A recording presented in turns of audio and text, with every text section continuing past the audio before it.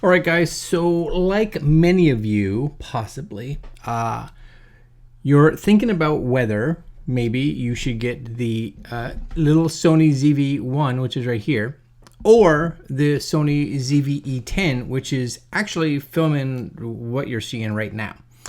So I had the opportunity, well, it's my opportunity because I bought both these cameras, to go away for the weekend, and I'll put a link to the video down below if you want to see it. And that video is all completely shot with the Sony ZV-E10.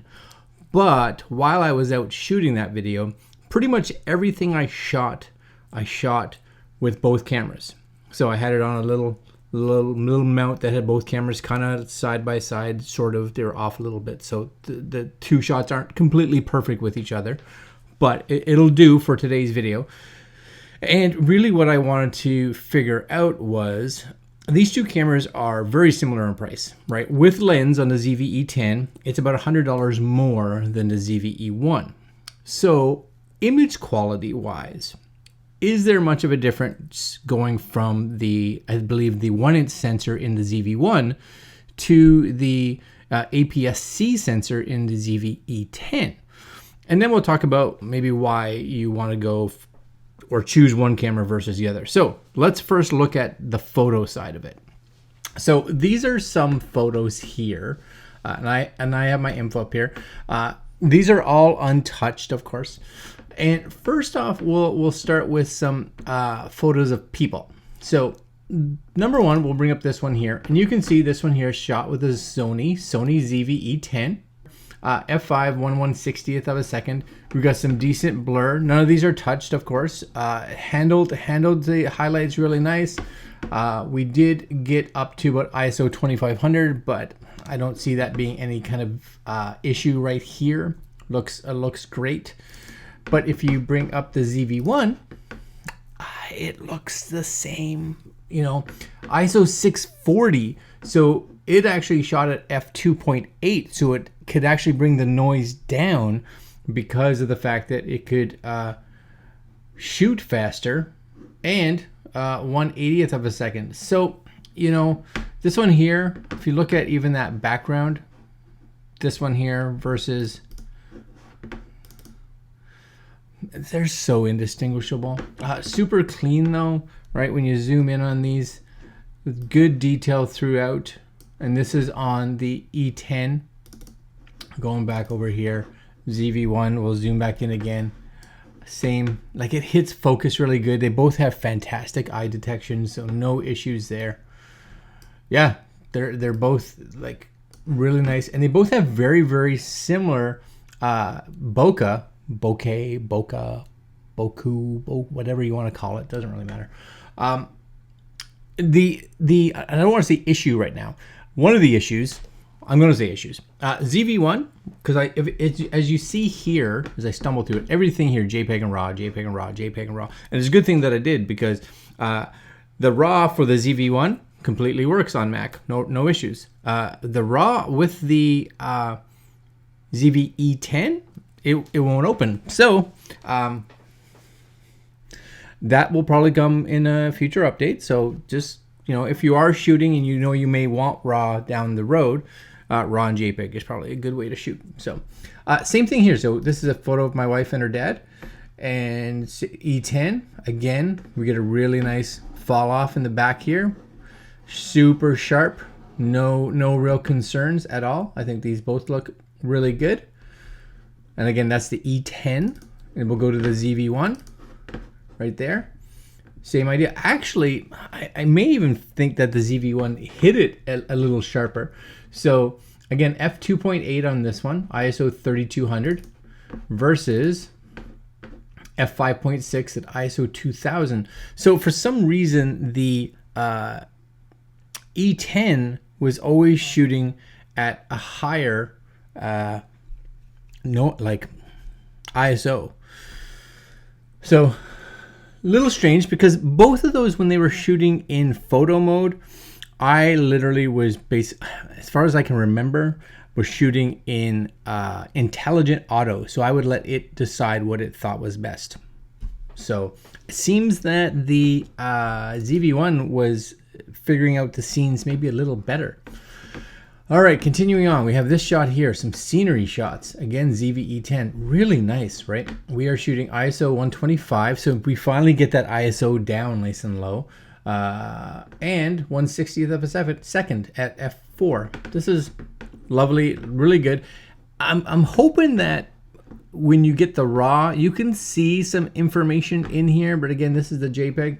I'm hoping in the raw we'll be able to get some more of that back out. But remember what you're seeing here, f4, ISO 120. Come over here, this is the ZV-1.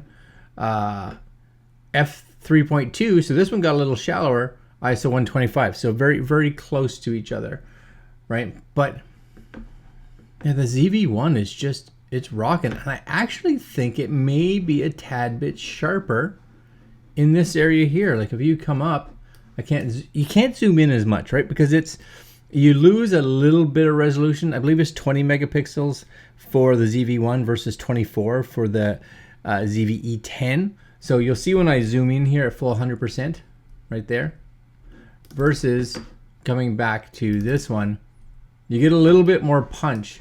And yeah, definitely the ZV-E10, a little softer in this area up here. Back here, super crispy. But over here, this one, without question, hit it really nice. And back here, really nice. The ZV-1, I'm telling you, it's a good little camera without question. Okay, so let's go look at some bridge photos. Same idea. We get some clouds in here. This is a ZV-E10, ISO 100, 1250.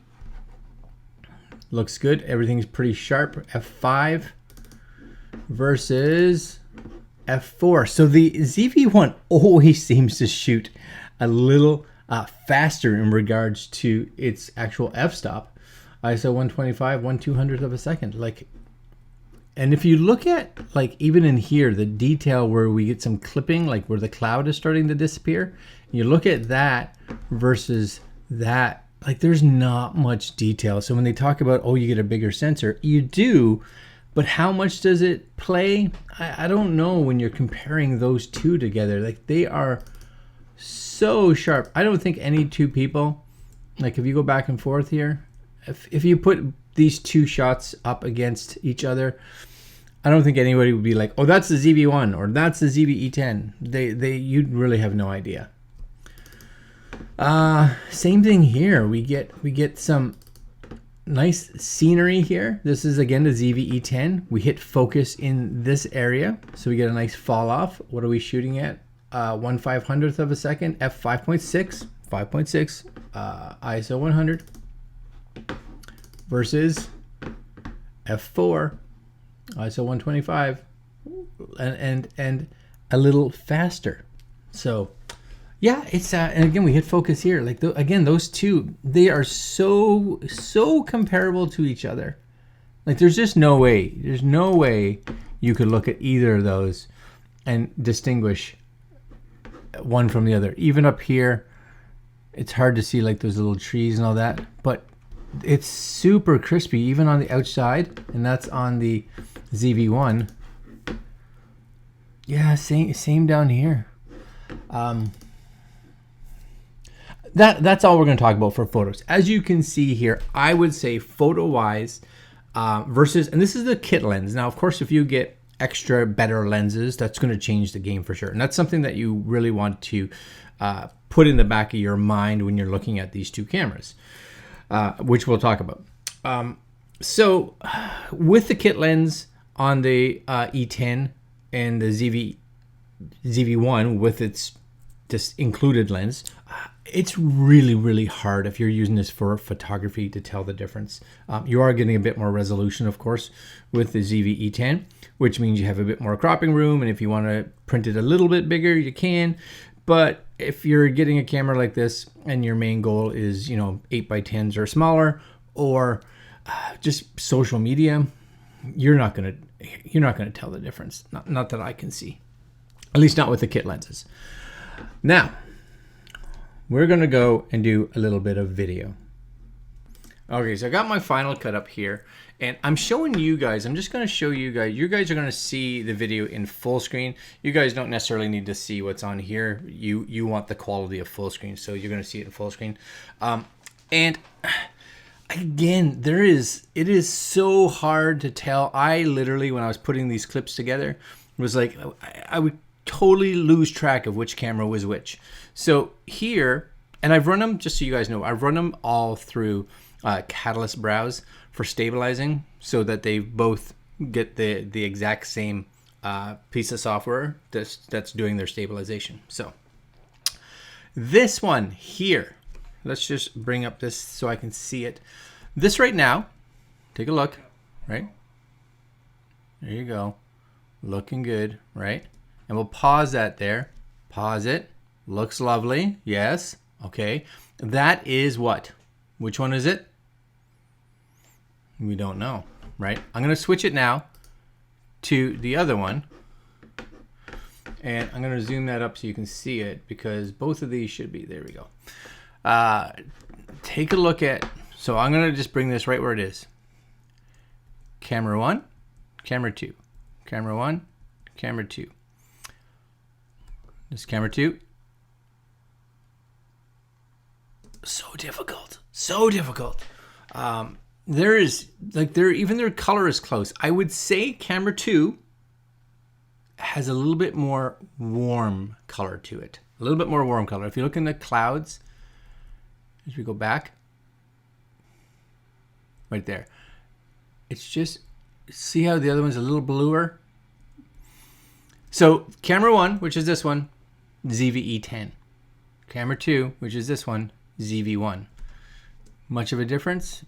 No. And just so you guys know, I shot both of these at shutter priority. So I use 1/50th of a second, 4K of course, and let the camera figure everything else out. So nuts. So close. And even in here, and this is in this is all untouched. This is using their picture profile 5, which is, I don't know, but it's on both of them. Okay, so again, here, again, the first one, this is the ZV-10. You guys will be able to see this here, right? Looks good. Okay, now let's go back and play the ZV-E1. I don't know, you got that image there. I'm just gonna go back and forth. Click, click. Can you see any difference in the colors? Again, I think the ZV-1 is a bit warmer. It's very fine, but it definitely feels a bit warmer. Now, if we come forward here, same idea.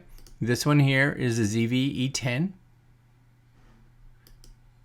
ZV-1, ZV-10, ZV-1. You know what? Like even like background blur, we got that same nice little faded there. Go to the ZV-10.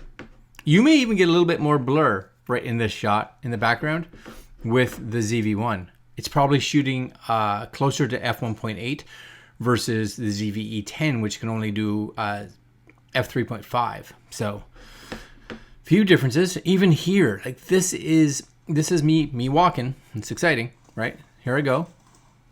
But look in here. You got a little bit of blur, She hits focus in there. But this is the E10. It's not a big difference between here and here. Let's switch it. I'd say you're getting more blur in the ZV-E1. It just has a little bit more of a defined almost line where that blur separation versus where it's in focus. And I believe it's the fact that it's shooting like at an f1.8 versus a 3.5 because it needs that extra light. Plus that lens has that ability to do 1.8 even though it's a smaller sensor. So that's the ZV-1 right there. I'll come walk back here. See when I hit focus right there, I'm gonna right about there, my foot, right? And if we go back to the other one, yeah, Look at the trees. Oh, it's really hard to tell. Really hard. All right. Same thing here. There's the ZV-E10 versus the ZV-1. And again, if we just flop back and forth between those two, I'd almost say, and I'm not sure, but I'd almost say that the ZV-1 hit it better and hit focus because it just seems a tad bit sharper. I don't know. It's crazy talk. Okay, and you've seen all these. Okay, now the other one here is just people, right? So this is me yammering in front of a camera. See if I can get myself up there. Okay. So we'll do this. Bring myself up, and again, you can kind of see where the ZV-1 seems to do a little better with lighting, because I'm exposed really well. Now we are getting a bit of blowout up here for sure, because the sensor is probably having a bit of issue with it, but I'm exposed actually really nice. Go back here, I'm definitely darker, right? We're not blowing out as much, but definitely darker than this one. Now this one is losing, this is the ZV-1. This one's losing a lot of information back here for sure, versus here. This is, and I could brighten this. So I'd probably personally would choose this shot because I can brighten the parts that I want. And here you just can't recover any of this. That's gone. So in this aspect, as much as I look better, I think, in this shot, the other shot, so this one here, definitely more ability to fix, I would say. Last one is a little bit of a night shot. So here we go. Night shot. We're just kind of come here in the clip. This is the same kind of deal. And if you look at like the ZV-E10, it's really much warmer. The lights on here are actually exposed pretty good. It's a little dark. And if we go to, and if we go to the ZV-1, brighter, way more noise. Look at all the noise. And this is going to be YouTube compressed, so you may not see it, but there is a considerable amount more noise in this shot. So if we look at this one and we just play it,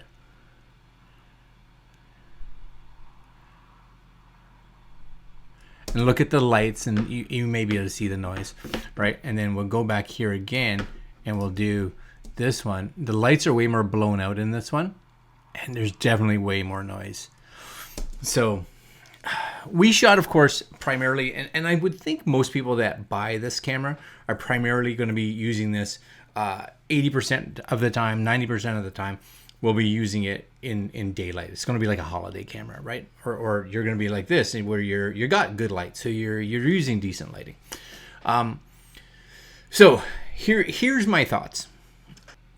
Both cameras perform actually quite well.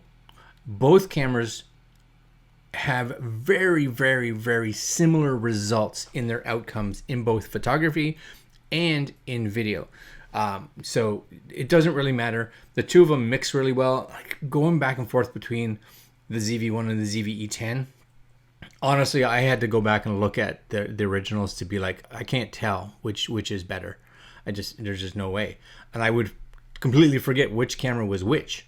So luckily for you, I had them labeled so I could figure that out. That's both in photography and in video. Now, that bigger sensor, of course, of that E10 definitely comes in handy when the lights go down. So when it gets darker, 100% you are getting the benefits of having that APS-C sensor. So you definitely get a bit more or less noisy image, without question. But they're close. They're close to each other. You know, I think either one of these you'd be very happy with. So honestly, if you're looking at these two cameras, here's the only questions you have to ask yourself, and the answers will tell you kind of which one you want. You buy the ZV-1 if you want a good quality, 100%. and you are very happy with that 24 to 70 range, because that's all you're getting. Now you can attach like the Ulanzi wide angle to it, so you can get down closer to like 18 or 20, which I have, which works actually quite well. And you want a small camera. You want a small camera. Okay. The ZV-E10, again, you're happy with that quality, right? That quality, you're like, it's perfect. It's good. You actually don't mind a bigger camera, because even for me, I like to have a little bit of a bigger camera. Not, I have big cameras, but I wanted one of these two because of the fact that it was a little more travel friendly, right? So it isn't huge by any means, but it's still small, but it has more substance to it without question versus the ZV-1. So you get a bigger camera. And then the big one, of course, is that it has interchangeable lenses. So it's a 16 to 50, but it's like a 24 to 75 millimeter equivalent. So it's pretty much the exact same lens for focal distance as the ZV-1 is. Not as fast, in theory, right? But basically the same lens. Bonus, of course, is that you don't have to stick with this. You can buy other ones. You can get all kinds of lenses for this. The E-mount system, there's tons of lenses, and there's tons of lenses that aren't overly expensive, which is fantastic, because there's so many options out there. I hope to be able to get some down the road so we can test for you guys. And the last thing, just so you guys know, the ZV-E10 doesn't have a huge battery, but it is easily, I would say, close to twice the runtime of the battery that comes with the ZV-1. You're looking at about 200 and change shots for the ZV-1 versus 400 and change for the ZV-E10. And that will transfer to video as well. You should get probably close to 2 times the amount of record time on the ZV-E10. So if you're not someone that wants to be changing batteries as often, I did have to change batteries on the ZV-E1. On the ZV-1 during my shooting, and I didn't have to with the ZV-E10. So that could be something that you also want to think about, because if you only want to carry one battery, which I never recommend, but if you do and you're on holidays, as long as you charge that battery like every night, you should be okay. But carry a spare. On the ZV-1, I'd carry at least 2 or 3 extra batteries. All right, guys, if you have any questions on these two little cameras, let me know down below. I hope this video was useful. I have both of these cameras, and just as a side note, I found myself when I was out shooting that night, there was a few places that was like really public, and I was like, I don't want to be carrying this weird big thing around. I would always take the ZV-E10. I don't know, just felt more substantial in my hands. I don't know why. Anyways, there you go, guys. I will put links down below to both of these cameras if you're interested in picking one up, because of course it helps support the channel, which is appreciated. And that's it for me today. Like, comment, share, subscribe, hit that little notification bell. We'll have more videos. And if you have any questions on these two cameras, let me know. Maybe we'll do a follow-up video. All right, guys, I'm out. Later. Oh yeah, before I go, I've changed mics. Before I go, this is also something. It's little, but it's an annoyance for me. And I've showed this in one of my other ZV-E10 versus ZV-1 videos. The tripod on the ZV-1, the tripod hole, if any of you use tripods or you put a plate on your camera, I have plates on my cameras all the time, except for this time that I'm showing you. And the plate actually will sit up against the door on the ZV-1, which means you can't open this when it's on a tripod or has a tripod plate on it, right? Or you have like a little selfie stick or something like that. You literally have to unscrew everything to get access to your battery or your memory card. That's not the case with the ZV-E10. The tripod hole is centered in the camera. And the bonus of that, of course, is now you can put a decent sized plate, not a massive plate, but a decent sized plate on there and still have access to the door, which is great. As well as the tripod hole is a little more centered with the lens. So if you have it on a tripod and you're tilting, then the lens is centered with the tripod, which is great. This one, the lens is off to the side, which means that balancing it is a little awkward, right? Because if it's not perfectly balanced, it plays a big role when you're tilting or panning or anything like that. Things to keep in mind. All right, guys, again, I'm out. Later.